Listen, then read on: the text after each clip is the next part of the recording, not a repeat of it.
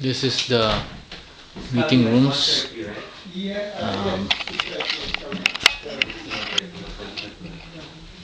Ito ang ganda. Ito ang sabi niya sa Ito na akin. ba yung ano, Brad? Ito yung Ito yung Benson House. Benson House. Ngayon, dalawang lodge house yan kukunin natin para sa coordinator at saka sa youth.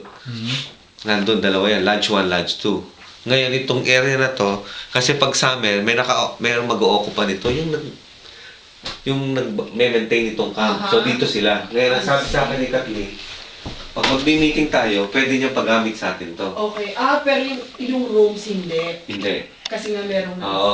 Ngayon, kung gusto natin kuhanin yan, may bayad. Depende sa paano arrangement, extra bayad.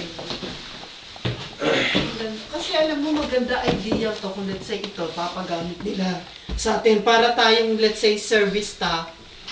Oo. Dito lang. Pwede natin i-renegotiate kay Kathleen. Oo, depende lang. Pag pumunta tayo next time. Say mo. Yes.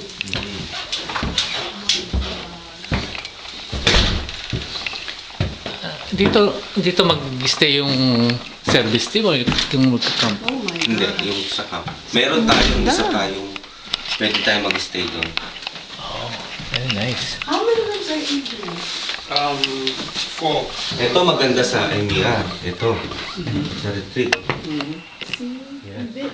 But not all have private bathrooms. Just this one. Just This this one. one. Yeah. Also, in Lodge 2, there's one that has a private bathroom.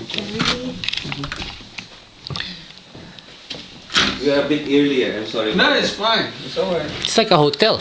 Yeah, 1, 2, 3. And that one is locked. Yeah, the fourth one is locked. Oh, yeah. Ganda. And what's upstairs? That's where Kathleen lives. The director. The director. The director. Director.